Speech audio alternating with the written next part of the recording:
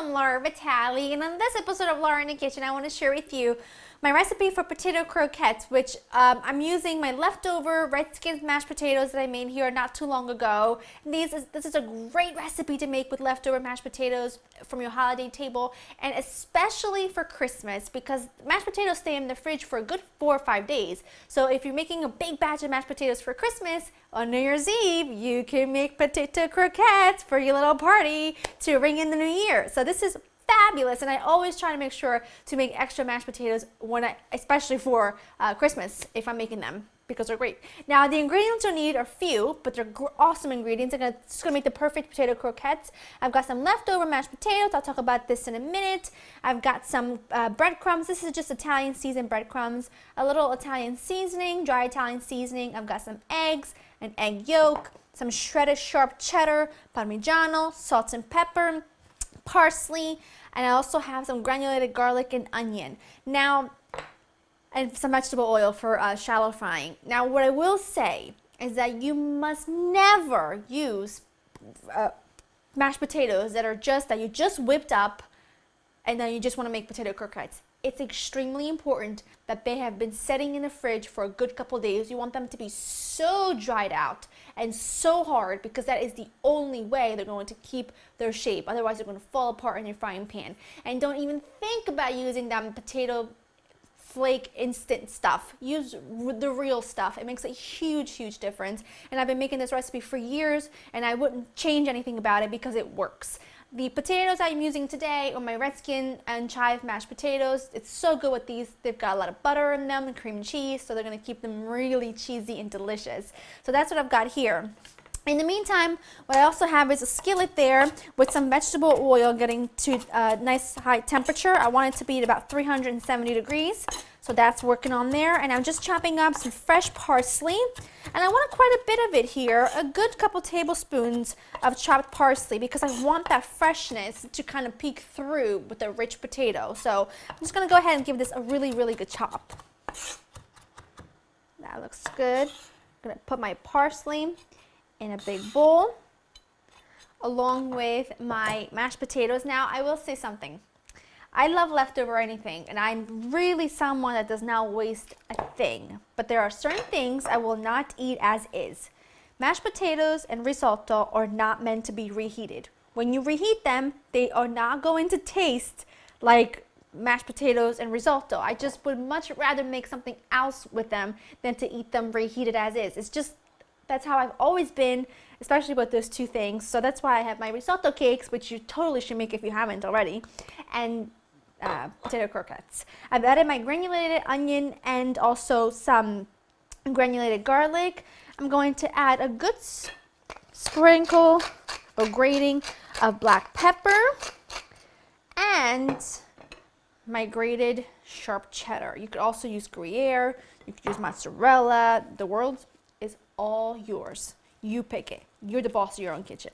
Give this a really good mix. You want to make sure everything is incorporated well.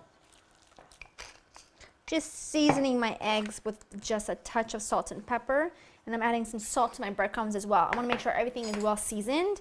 Give my eggs a good whisk, because this is going to be what helps the breadcrumbs really stick to them well. And then I'm going to grate some Parmigiano right into the breadcrumbs, so we've got a crispy, cheesy coating holding this whole little package together. It's fabulous.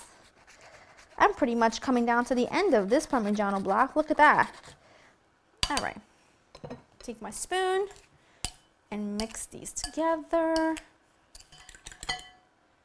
Okay, now I'm going to use my handy dandy ice cream scoop to form these and make sure that they're all the same size. But if you're making these for a party, use a smaller ice cream scoop so you have little bites of little potato croquettes instead of sort of really big ones. Because when it comes to anything fried, especially if you're having a party, you don't want to give big portions. I'd rather give people 2 or 3 little small ones than 2 or 3 big ones. So that's just me. But today I'm using a bigger one.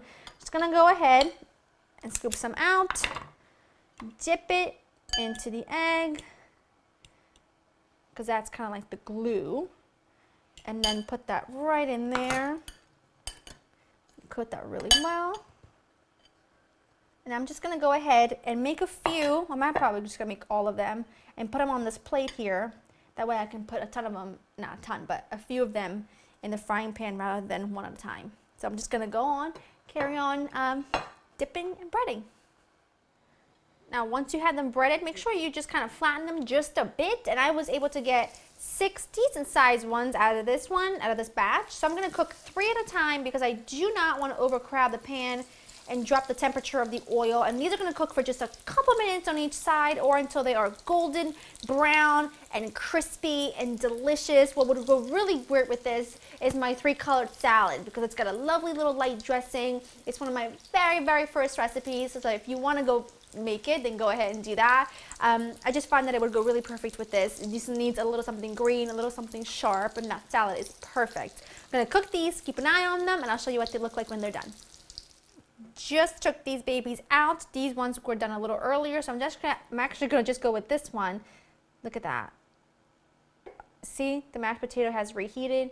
The cheese has gone all gooey. That, my friend, is what you are looking for. And as I stand here smiling, I'm totally overlooking the fact that my fingertips are burning because I'm touching one that just came out of the fryer not too long ago. But certain things are worth it. The coating, I mean, look at it. It's like there's like a wall right around that gooey gorgeousness. Ah.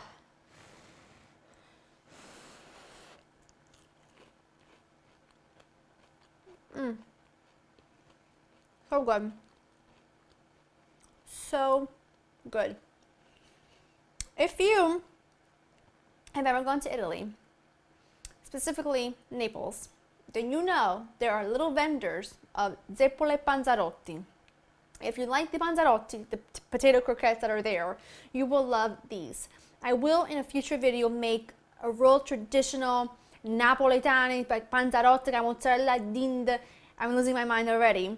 But these, however, are just a quick version that are going to be really, really pleasing no matter how you serve them.